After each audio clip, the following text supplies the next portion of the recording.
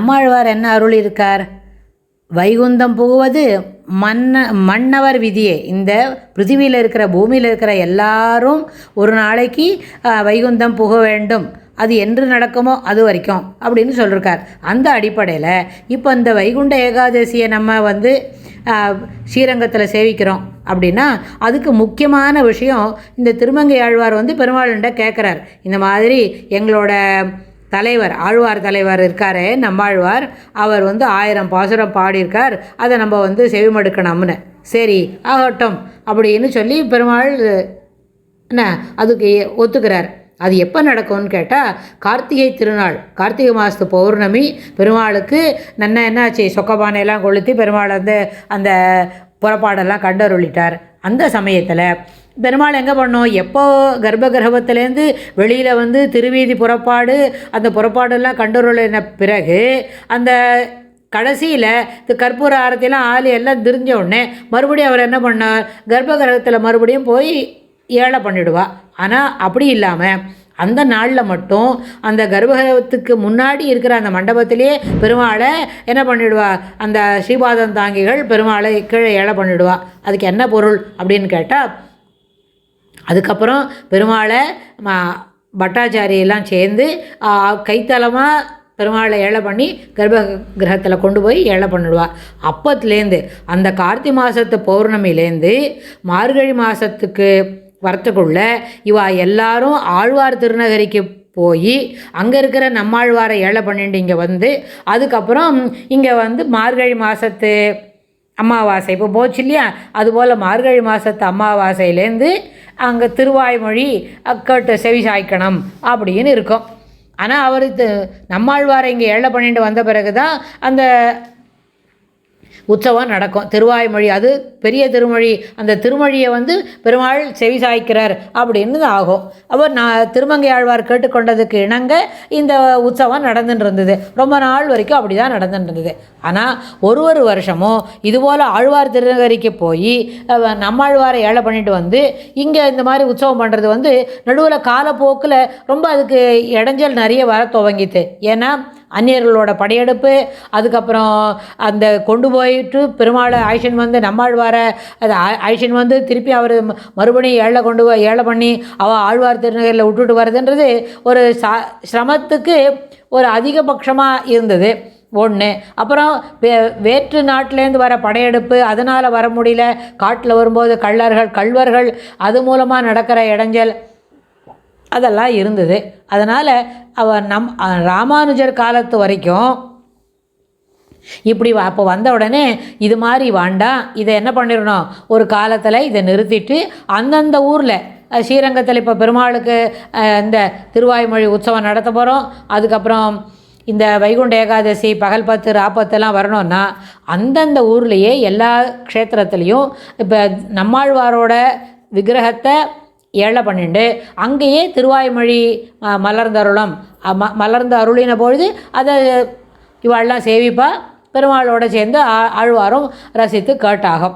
ஆனால் திருவரங்கத்தில் மட்டும் இதை அரையர் என்ன பண்ணுவார், அரைதல் அப்படின்னு சொன்னால் சொல்லுதல் அப்படின்னு சொல்லும்போது அந்த அரையர் என்ன பண்ணுவார், இந்த மாதிரி பெருமாளுக்கு இந்த பாடலை சொல்லி கொடுப்பா, அந்த சொல்லி காட்டுவார், அந்த பாடலுக்கு என்ன பொருள் அதுக்குண்டான அபிநயம் நடக்கும், அதை அந்த பண்ணில் இசைத்து பாடுவாள். ஸோ இது ஒரு நாடகம் போல கூட பெருமாள் முன்னாடி நடித்து காண்பிக்கிற பழக்கம் இருந்தது. ஆனால் நாதமுனிகளோட காலத்தில் வந்த பொழுது அது என்னாச்சு, நாதமுனிகள் தான் அந்த திருக்குடந்தையில் இருக்கிற ஆறாமுதே அந்த 10 பாசுரத்தை கேட்டபோது அவருக்கு பெரிய குழலின் மலியை சொன்ன 1000த்துள் 10 அப்படின்னு, என்னப்பா 1000ல் ஒரு 10ன்றாங்க, ஒரே ஒரு 10 பாசுரம் பாடுறாங்க அப்படின்னு கேட்டவுடனே அவளை கேட்டால் எங்களுக்கு தெரியாது, ஆழ்வார் திருக்கரையில் போய் கேட்டால் தான் இதை பற்றி தெரியும் அப்படின்னு உடனே அவர் நாதமுனிகள் காட்டுமன்னார் கோவில் அவருடைய வாசஸ்தலத்திலேருந்து ஆழ்வார் திருநகரிக்கு போய் அங்கே போய் கேட்டால் அவளுக்கு குழலின் மலியை சொன்ன 1000ல் 10ன்ற இந்த திருக்குடந்தை ஆழ்வானுடைய பாசுரம் அது கூட தெரியாது, எங்களுக்கு ஒன்று தான் தெரியும், மதுரகவி ஆழ்வார்கள் அவர் சொன்ன அந்த கண்ணினூர் சுருத்தாம 10 பாசுரம் தான் தெரியும், அதுவானா நாங்கள் சொல்லித்தரோம் அப்படின்னு. அது என்ன பண்ணோன்னு கேட்டால் அப்போ அவள்லாம் சொன்னான், அவர் அங்கே கொடுத்தவர் யாருன்னு கேட்டால் மதுரகவி ஆழ்வார்கள் வம்சத்தில் வந்த ஒருத்தர். அவர் கொடுத்த உடனே இதை கேட்டு இதை 12,000 தடவை சொன்னால் நம்மாழ்வாரே பிரத்யக்ஷமாவார் அப்படின்னு சொல்லி கொடுத்தா. உடனே நாதமுனிகள் அவருடைய யோக சக்தியினால் அவருக்கு இருக்கிற யோகம் கை வந்திருக்கு இல்லையா, அதனால் 12,000 தடவை ஒரே நாளில் சொல்லறதுக்கு முயற்சி பண்ணார். அதன் முயற்சியில் வெற்றி கண்டார். அதில் நம்மாழ்வாரே பிரத்யக்ஷமானார். என்ன சுவாமி அப்படின்னு கேட்டால் அவர் சொன்னார், நம்மாழ்வாரை விழுந்து சேவிச்சு இதை மாதிரி திருக்குடந்தை ஆழ்வார் மேலே ஒரு 10 பாசுரம் கேட்டேன். அதில் குழலின் மலியை சொன்ன 1000த்துள் 10 அப்படின்னு சுவாமி அருளி செய்த பாசுரம் கேட்டேன். ஆனால் அந்த 1000ல் ஒரு 10 தான் கேட்க முடிஞ்சது, பாக்கி உள்ளதெல்லாம் வேணும் அப்படின்னா இதோ தந்தோம் அப்படின்னு சொல்லி நம்மாழ்வார் அந்த 1000 பாசுரத்தை தந்தார். இது ஒன்றும் போருமா, இன்னும் கூட 1000 பாசுரம் தரட்டமான முதலாழ்வார்கள் பாடின பாசுரங்கள்லாம் இருக்குது, அதையும் தரோம். இன்னும் பிற ஆழ்வார்கள் பாடின பாசுரங்கள்லாம் இருக்குதுன்னு சொல்லி அவருக்கு 4000 பாசுரங்களையும் தந்தாச்சு. அதில் என்ன கிடச்சதோ அவருக்கு என்ன தர முடியுமோ எல்லாத்தையும் தந்தாச்சு. அப்போ தந்த உடனே அவருக்கு நாதமுனிகளுக்கு ரொம்ப பெரிய அளப்பரிய சந்தோஷம். அதெல்லாம் எழுத்துலலாம் சொல்ல முடியாத அளவுக்கு சந்தோஷமாக இருந்துதான். ஏன்னு கேட்டால் நம்ம வந்தது ஒரு 10 பாசுரத்தை கேட்கணும், ஒரு 1000 பாசுரத்தை தெரிஞ்சுக்கணும்னு பார்த்தோம். வந்த இடத்துல 1000 போய் 2000 போய் 3000 பாசுரம் 4000 பாசுரத்துக்கு கிட்டக்கிட்ட நம்ம வாழ்ந்து வந்துட்டோம் அப்படின்னு ரொம்ப சந்தோஷப்பட்டு இந்த திருப்புளியங்குடியில் நான் எல்லா சுவாமியை தரிசனம் பண்ணிட்டு அங்கே திருக்குறங்குடி நம்பி இருக்கார் இல்லையா, அந்த பெருமாளையும் சேவிச்சுட்டு அவரோட ஊருக்கு தன்னுடைய இடத்துல இருக்கிற அந்த பெருமாளுக்கு எல்லா பாசுரத்தையும் விண்ணப்பித்து தன்னுடைய தான் இருக்கிற கிரகத்தில் மேலையகத்தாழ்வான் கீழையகத்தாழ்வான் அப்படின்னு அவருக்கு 2 மருமக்கள். அந்த 2 மருமக்களுக்கும் இசையோட இந்த பாசுரங்களை சொல்லி வைக்கிறார். மேலே மேலே நீங்கள் எல்லாருக்கும் பரப்பி எல்லாருக்கும் சொல்லி கொடுக்க வேண்டியதுன்னு. அதனால் நாதமுனிகள் காலத்துக்கு அப்புறம்தான் அடுத்த 1000 பாசுரம் அமாவாசையிலேருந்து அந்த 11வது நாள் வரத்துக்கு முன்னாடியே சில பாசுரங்களில் பகல் நேரத்தில் பெருமாள் முன்னே அனுசந்திக்க வேண்டியது அப்படின்னு ஒரு பழக்கம் இருக்குது. அது இப்போ ஒரு 1300 1200 ஒரு 7ஆம் நூற்றாண்டுன்னு இவெல்லாம் சொல்கிறா. நம்ம என்ன வைஷ்ணவ குரு பரம்பரையை பார்க்கும்பொழுது அதுக்கு ஒரு சரியான தேதி நம்மளுக்கு தெரியும். அதனால் இப்போ தான் அது போயின்னு இருக்கு. ஆனால் ராமானுஜர் காலத்து வரைக்கும் இப்படி போயின்னு இருந்தது. எல்லாரும் இது மாதிரி சொல்லி இது எல்லாத்தையும் 10 பாசுரங்கள் முதல் 10 நாளைக்கு பகல் 10 ஏகாதசிக்கு அப்புறம் அன்னிலேருந்து இரவு நேரத்தில் என்ன சொல்லக்கூடிய 10 நாளைக்கு, அதுக்கப்புறம் 21வது நாளைக்கு இயற்பா அதுவும் அந்த பாசுரங்களை பெருமாள் முன்னாடி அனுசந்திக்கிற பழக்கம் இருந்தது. இதெல்லாம் ஏகாதசிக்காக செய்யக்கூடிய அந்த செயல்பாட்டு முறைகள், அந்த உற்சவத்தோட விவரணம். ஆனால் இதுக்கும் முக்தி பண்ணுறதுக்கும் என்ன இது இருக்குது, தொடர்பு இருக்குது அப்படின்னு கேட்டால், இந்த முக்தி பண்ணுறதுல முக்தி அடையணும்.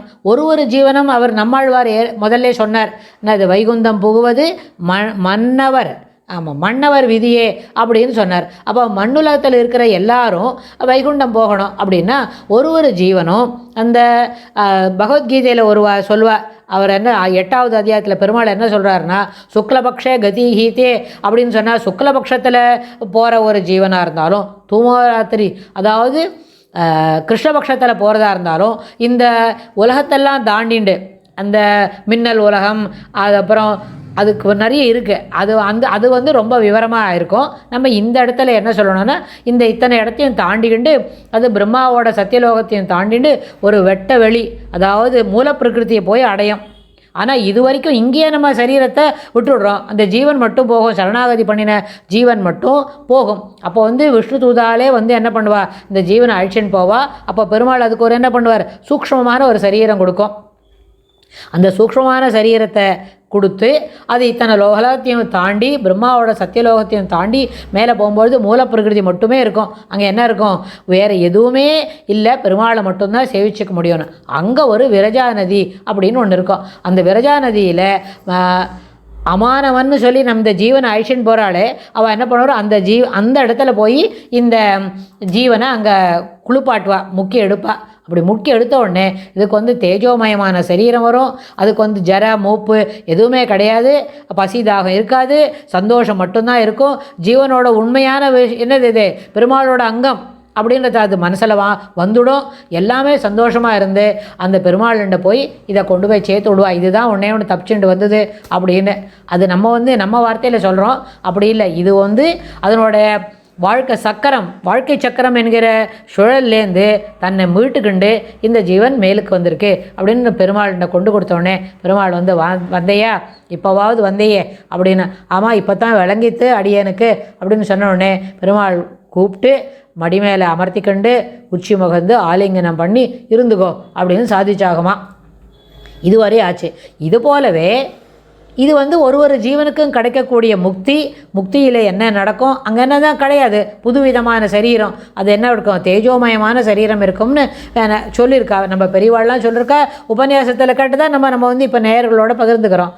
அதனால இதை வந்து பெருமாளே ஸ்ரீரங்கத்தில் இது போல் ஒன்று என்ன பண்ணி காட்டுறார், ஒரு நடித்து காட்டுறார் நம்மளுக்கு அப்படின்னு. அதனால் அந்த பரமபத வாசலுக்கு முன்னாடி இருக்கிறதுல அங்கே ஒரு இடத்துல பெருமாளுக்கு என்ன பண்ணுவா, கொஞ்சம் ஜலத்தால் பெருமாளோட திருவடியை தொடச்சி கொடுப்பா. அதுக்கப்புறம் அவர் போட்டுருக்கிற வஸ்திரத்தெல்லாம் மாற்றி தருவா. ஆனால் அப்போ அவர் வந்து என்ன பண்ணியிருக்கார், அந்த வஜ்ராங்கி தான் அணிஞ்சின்னு இருப்பார். வஜ்ராங்கி சாத்தின்றதுனால வஸ்திரத்தை மாற்றுறதுக்கு வாய்ப்பில்லை. அதனால் அந்த மெலிதான ஒரு இருக்க துணி ஒன்று, வஸ்திரம் மெலிசாக ஒரு துணி போட்டுருப்பார். அந்த துணியை மாற்றின அந்த வஸ்திரத்தை மாற்றிட்டு அதே மாதிரி இன்னொன்று சாத்தி விடுவா. இது எல்லாமே ரொம்ப ஏற்புடையது. இதை மனசில் வாங்கிண்டா நம்மளுக்கு மனம் இதில் பண்படும். இப்போ நம்ம எங்கேயோ ஒரு ஊருக்கு போகிறோம், அந்த ஊருக்கு போச்சே என்ன நடக்கும், அங்கே எந்தெல்லாம் பார்க்கலாம் அப்படின்னு ஒரு சிறு பிள்ளைகள்லாம் நினச்சி பார்க்கும் இல்லையா.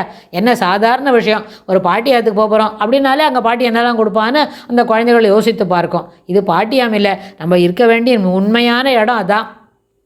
அது தெரியாமல் என்ன பண்ணிட்டுருக்கோம், இங்கேயே உழண்டு கண்டு இருக்கோம். அந்த பகவத்கீதையில் பெருமாள் என்ன சொல்கிறார், இதெல்லாம் தெரியாமல் உதாசீனப்படுத்திக்கிண்டு இந்த ஒரு யோகம், ஒரு யஜ்ஞம், ஒரு யாகம் பண்ண வேண்டியது. அதுக்கு என்ன பலன், இந்த மாதிரி இந்த உலகத்துக்கு போகணும், சொர்க்கத்துக்கு போகணும். சொர்க்கத்திலிருந்து புண்ணியம் கழிஞ்சோடனே திருப்பி க்ஷீணே புண்ணியே மத்தியலோகம் விசந்தி அப்படின்னு சொல்லி மறுபடியும் அங்கே புண்ணியம் கழிஞ்சோடனே மறுபடியும் அந்த பிருத்திவிக்கு பூமிக்கு வந்துடணும். இங்கே மறுபடியும் எல்லா வேலையும் செய்யணும், அது மறுபடியும் யாக யஜ்ஞங்கள் பண்ணணும் அப்படின்னு இப்படியே சுற்றிக்கிண்டு வரான்.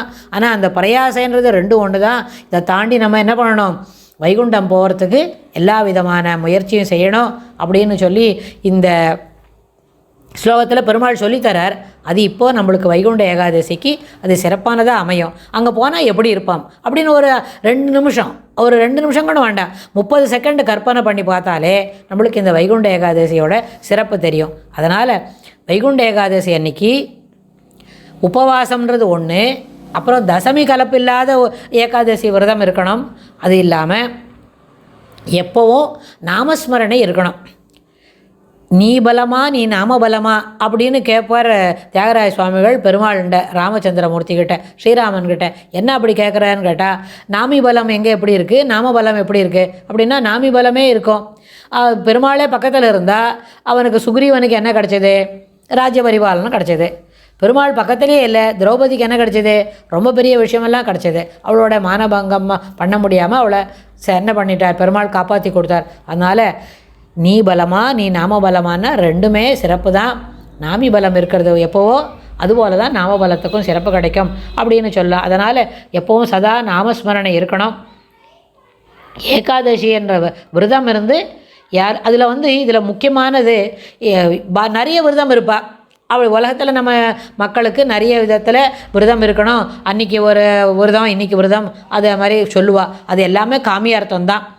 லோகத்தில் இருக்கிற இந்த பிருத்திவியில் இருக்கிற பலனை உத்தேசித்தே செய்யக்கூடியதுனால அதுபோல் அது விரதம் இருக்கும். ஆனால் ஏகாதசி விரதம் வந்து காமியார்த்தம் இல்லை. சின்ன குழந்தையாக இருந்தாலும், சின்ன குழந்தையிலேருந்து வயது மூப்பு இருக்கிறவராக இருந்தாலும் உபவாசம் இருக்க வேண்டியது அத்தியாவசியம். ஏன்னா இது ஒரு ஜீவனுக்கும் ஏற்பட்ட ஒரு கடமை, கண்டிப்பாக அவனை அனுசரிக்க வேண்டிய ஒரு விஷயம். அதனால் இதில் ஆண் பெண் என்ற வித்தியாசம் கிடையாது, அப்புறம் பணக்காரன் ஏழை என்ற வித்தியாசம் கிடையாது, பிராமணன் அபிராமணனோ இதர மதஸ்தாரில் எதுவுமே கிடையாது. இது வந்து நிச்சயமாக எல்லாரும் இந்த விரதத்தை கடைபிடிக்கணும். ஆனால் வயது ஒன்று இருக்குது. சிறு குழந்தைகளாக இருந்தால் அதால் பஷ்னி கிடக்க முடியாது. அது மாதிரி தாய்மை பேரில் இருக்கிறவாளுக்கெல்லாம் பஷ்னி கிடக்கிறதுக்கு அனுமதி இல்லை. சிலது எல்லாத்துக்கும் சாஸ்திர சம்மதம் வந்து நம்ம சாஸ்திரம் அப்படி ஒன்று என்ன பண்ணிடுது, எல்லாரையும் அப்படி தான் இருக்கணும்னு சொல்லலை. எல்லாருக்கும் விதிவிலக்கு, இவாளுக்கெல்லாம் எக்ஸப்ஷன் அப்படின்னு கொடுத்துருக்கு. அந்த எக்ஸம்ட் பண்ணினவா வந்து இதெல்லாம் இருக்க வேண்டிய அவசியம் இல்லை. சுகவீனமாக இருக்குது, அவன் எப்படி விரதம் இருப்பான்? விரதம் இருந்து சுவாமி அப்படி யாரையும் கஷ்டப்படுத்தணும்னு ஒரு நாள் கூட நினச்சதில்லை. ஆனால் இந்த 11ஆவது நாள், அமாவாசையிலேருந்து 11, பௌர்ணமியிலேருந்து 11ஆவது நாள் எப்பொழுதும் மகாவிஷ்ணுவை பிரார்த்தனை பண்ணுவதற்கு ஏற்றமான நாள். அன்று நாமஸ்மரணையும் பஜனையும் நித்தியமாக செய்ய வேண்டியது கட்டாயம் என்று சொல்லி இந்த பதிவில் நம்ம ஏகாதசியை பற்றி சிறப்பாக தெரிஞ்சுக்கிறோம். ஸ்ரீகிருஷ்ணாய துப்யம் நமஹ.